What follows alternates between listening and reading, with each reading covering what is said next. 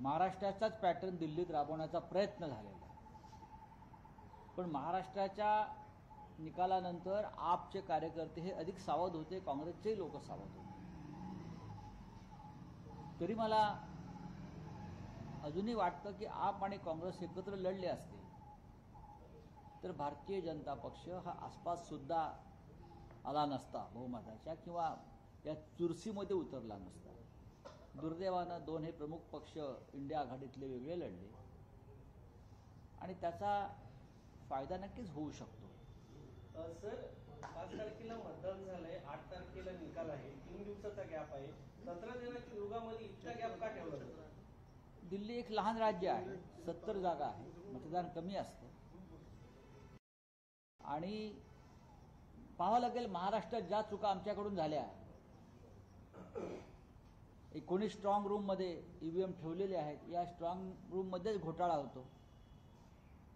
Battery किती charge झाली शेवटपर्यंत आणि किती राहिली हे सगळं महाराष्ट्रात आमच्याकडे समोर आणलं गेलं। मग त्या राज्यातले घोटाळे कसे झाले, पण आता आपचे कार्यकर्ते या बाबतीमध्ये अधिक तज्ज्ञ आणि माहीर आहेत। आम्ही 8 तारखेची वाट पाहतो। महाराष्ट्रातले मंत्री आहेत संजय शिरसाट, त्यांनी तुमच्यावर जरी अशी टीका केली, करू द्या ना। प्रयागराजला जायला पाहिजे होतं, तिथं चेंगरला असता तुम्ही तर शहीद म्हणता आला असता, ती पण संधी दिली नाही। आम्ही प्रयागराजला जाणार आहोत। काल प्रधानमंत्री मोदी जाऊन आले। आम्ही कामाख्याला नक्कीच जाणार नाही रेडे कापायला, पण आम्ही श्रद्धावान हिंदू आहोत आणि श्रद्धेत आणि हिंदुत्वामध्ये गद्दारीला स्थान नाही, बेईमानीला स्थान नाही। तुमच्या राज्यामध्ये छत्रपती शिवाजी महाराज हे औरंगजेबाला लाच देऊन सुटले, पळून गेले असं सांगणारे लोक ज्या राज्यामध्ये वावरतात खुलेआम, तुमच्या विचाराचे लोक, सरकार काय करताय आणि तुम्ही आम्हाला सांगताय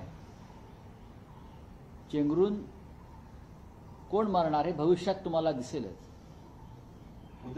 आम्ही स्वतः शिवसेनेचे काही लोक याआधी गेले, आमचे राजन विचारे जाऊन आले, इतर अनेक लोक जाऊन आले। भविष्यात आम्ही जाऊ। सध्या सगळे व्हीआयपी लोक जाऊन येत आहेत, प्रधानमंत्र्यांसह सगळे। केलेला आहे राहुल सोलापूरकर यांनी लिटमस टेस्ट होती बोलून दाखवायचं असल्याने संघाचे अनेक लोक अशा पद्धतीचे स्टेटमेंट देतात, नंतर माघार घेतली जाते। नाही, हा संघाचा अजेंडा आहे। आमच्या महाराष्ट्राच्या दैवतांचा अपमान करणं हा एक संघाचा जुना अजेंडा आहे। कधी सावरकरांवर ते घसरतील, कधी गांधीजींवर घसरतील, आता तर ते छत्रपती शिवाजी महाराज, संभाजी महाराज यांच्यावरती घसरायला लागले। अनेक प्रकारचे विकृत चित्रपट निर्माण करून संभाजी राजांचं विकृत चित्रण करण्यात आलं। काय करताय सरकार? या सरकारनं खरं म्हणजे चिरडून मारावं अशी परिस्थिती। उदयनराजे भोसले निकाल म्हटलं गोळ्या झाडाव्या, त्यांना औरंगजेबाची औलाद असंही म्हटलं। नाही, मग त्यांनी स्वतः त्याची पूर्तता करावी ना। ते राजे आहेत, ते राजे आहेत। आम्ही त्यांचं मार्गदर्शन नेहमी घेतो। मग कोल्हापूरचे महाराज असतील किंवा सातारचे महाराज असतील, त्यांचा संताप आम्ही समजू शकतो। ते राजे आहेत, आम्ही प्रजा आहोत शिवाजी महाराजांची। आम्हाला अधिक तळमळ आणि तिडीक आहे। शिरसाटांबरोबर इतर मंत्र्यांनी तुमच्यावर टीका केली, ती सांगतो। दादा भुसे म्हणतात तुमच्या डोक्यावर परिणाम झालाय, प्रवीण दरेकर म्हणतात तुम्ही किळसवाणी वक्तव्य करता, आणि शंभूराज देसाई म्हणतात चिठ्ठी काढणारा पोपट तुम्हाला ठाण्याच्या वेड्यांच्या हॉस्पिटलमध्ये भरती। नाही, बघा कोण काय म्हणताय, हे जे सरकार आहे यांना विजयाचं डिप्रेशन आलेलं आहे। विजयाचं डिप्रेशन हा अधिक गंभीर आजार आहे, बहुमताचं डिप्रेशन, आणि त्या डिप्रेशनमधून ते बाहेर पडायला तयार नाही। आणि चुकीच्या पद्धतीने मिळवलेलं बहुमत, त्यातून मिळालेला विजय आणि त्या विजयाचा धक्का न पचवता आल्यामुळे आलेलं डिप्रेशन, त्यातून हे बोलताय।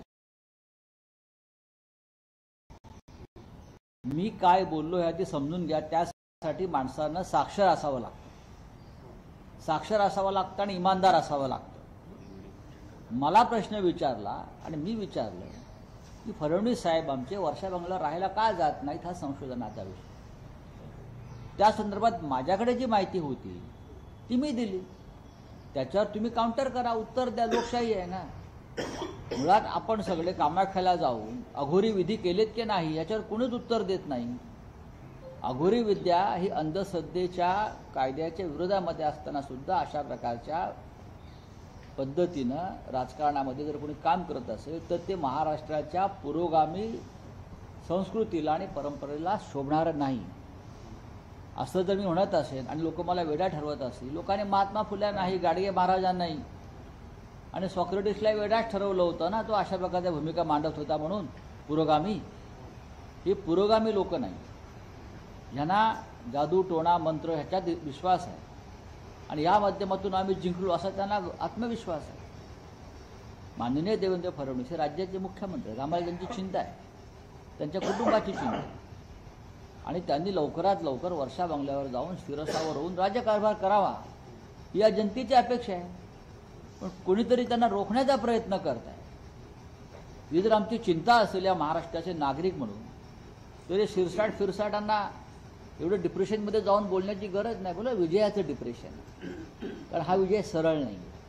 शिवभोजन तुम्हाला थाळी एवढी कशी रद्द खात्री आहे की करण्याचा मुख्यमंत्री 100% वर्षावर जाणार नाही? आणि एक सगळ्यात महत्वाचं म्हणजे राज्यामध्ये अंधश्रद्धा निर्मूलनाच्या संदर्भात कायदा आहे. कायदा आहे आणि अंधश्रद्धा निर्मूलना संदर्भात जे लोक काम करतात त्यांनी या संदर्भात जी बाहेर चर्चा आहेत, ज्या अफवा आहेत त्या संदर्भात त्यांनी लोकांना सामाजिक सुधारणेचं काम करणं गरजेचं आहे, जागरण करणं गरजेचं आहे.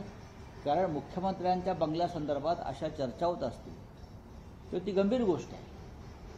आणि देवेंद्रजी काल बोललेले आहेत की ते त्यांच्या मुलीची परीक्षा झाल्यावर वर्षा बंगल्यावर जातील. त्यांनी वर्षा बंगल्यावर खरोखर जाऊन दाखवायला पाहिजे की मी अंधश्रद्धेच्या विरोधामध्ये काम करणारा मुख्यमंत्री आहे.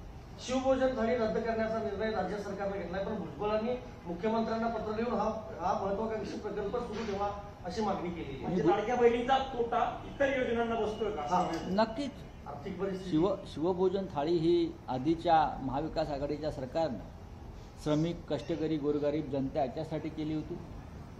पण सरकारला आता ते गोरगरिबांना अन्न पुरवणं परवडत नाही, कारण त्यांना राजकारणात त्याचा उपयोग नाही आहे. पण ठीक आहे, भुजबळ साहेबांनी हा विषय मांडलाय, आम्ही त्यांच्या मागे उभे राहू. चला. वाल्मिक कराडचा व्हिडिओ पाहिला म्हणून मोहिते नावाच्या एका मुलाला मारहाण करण्यात आली बीडमध्ये. बातम्या पाहिल्या म्हणून. काल राज्याचे मुख्यमंत्री देवेंद्र फडणवीस हे बीड शहरात बीडमध्येच होते आणि त्यांनी खपवून घेणार नाही, सहन करणार नाही, कायदा हातात घेणाऱ्यांना वठणीवर आणेन वगैरे वगैरे वगैरे अशी वक्तव्य केलेली आहे. सुरेश धस यांनी हा मुद्दा मुख्यमंत्र्यांपर्यंत न्यावा, कारण ते बाहुबली मुख्यमंत्री असं धस साहेब म्हणतात.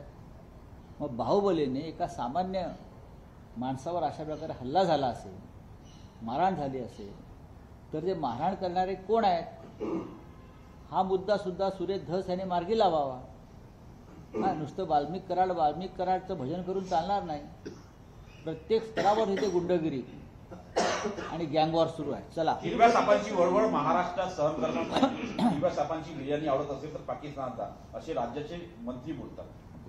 वेडे आहेत, म्हणजे डिप्रेशन मध्ये आहेत ते. आदित्य ठाकरेंना ताब्यात घ्यायची काय गरज आहे असं हायकोर्टानं म्हटलेलं आहे. दिशा सालियान प्रकरणामध्ये त्याचं स्पष्टीकरण द्यावं. बघा, हा न्यायप्रविष्ट विषय आहे आणि हे काही लोक जाणून बुजून आम्हाला सगळ्यांना बदनाम करण्यासाठी हे विषय समोर आणतायत. आणि म्हटलं ना, हे निराशेच्या गर्तेतून डिप्रेशनमधून सुरू आहे, विजयाचं डिप्रेशन. चला चल. रायगडचं पालकमंत्रीपद अजूनही शिवसेनेला देण्यात आलेलं नाही सर. रायगड असेल, नाशिक असेल, अनेक विषय अनिर्णित अवस्थेत आहेत. तिरुपतीचं देवस्थान आहे, त्या ठिकाणी 18 लोक असे आहेत की जे हिंदू चला. सर हिंदी में काला जादू को लेकर अरे हो गया, चलो. क्या है वर्षा बंगलों पे आप claim कोई कर बार रहे बार हैं कि क्या काला है, जादू मैंने हुआ कोई है। क्लेम नहीं किया है. अच्छा, तो क्या हुआ है एग्जैक्टली बाहर महाराष्ट्र में चर्चा है कि अब तक हमारे मुख्यमंत्री देवेंद्र जी मुख्यमंत्री के अधिकृत जो निवास स्थान है वहाँ रहने को क्यों नहीं जा रहे. उस बारे में अलग अलग तरह की खबरें बाहर आ रही हैं. उस बारे में मैंने मेरी प्रतिक्रिया दी है. मैं सबसे बड़ा अंधश्रद्धा के मामले में जो काम चलता है प्रोग्रेसिव, मैं उसका एक कार्यकर्ता हूँ. महाराष्ट्र में हमारे जो बाला साहब जी के पिताजी थे प्रबोधनकार ठाकरे, प्रबोधनकार जी ने अंधश्रद्धा के खिलाफ बहुत बड़ा मूवमेंट आंदोलन किया था. बाला साहब ठाकरे अंधश्रद्धा के खिलाफ थे और हम उनके सिपाही सलाहकार हैं. हमारे राज्य में इस प्रकार की कोई बात करता है और जो अंधश्रद्धा को ताकत देता है वो हम सहन नहीं करेंगे। इसलिए जल्दी से जल्दी देवेंद्र जी ने मुख्यमंत्री निवास पर रहने को जाना चाहिए। कल क्यों एग्जिट नहीं पोल आया है, जाना एग्जिट पोल आपके आने के हिसाब बाद से? जिस तरह- एक मिनट, क्यों उस नहीं बारे में आया? मैंने बात किया है, बार बार क्या बात करें। सोयाबीन खरेदीच्या संदर्भात मुदतवाढ दिली, मात्र अजूनही शेतकऱ्यांचे ट्रॅक्टर लाईनीमध्ये उभा 4 दिवस झाले, शेवटचा दिवस आहे. शेवटचा दिवस आहे. केंद्र सरकार तुम्ही खासदार राजा संदर्भात आम्ही काही आवाज उठवणार का? कालच आम्ही माननीय शरद पवार साहेबांशी याच्यावर चर्चा केलेली, कालच. आजही आम्ही पवार साहेबांशी चर्चा करू सगळे, आणि त्या संदर्भात सामुदायिक एक राज्य म्हणून काय निर्णय घेता येईल, पुढे जाता येईल का, त्याविषयी आम्ही आज ते करू. एक्झिट पोल हाँ, exit poll sir, exit poll कल किस तरह से आया है? देखिए, एग्जिट पोल आते हैं चले जाते हैं। महाराष्ट्र का एग्जिट पोल हमने देखा है। हम कोई सरकार, हमारी सरकार आ रही थी, हरियाणा में कांग्रेस की सरकार आ रही थी। तो अभी 8 तारीख को सुबह पता चलेगा 10 बजे क्या सच है और क्या गलत है।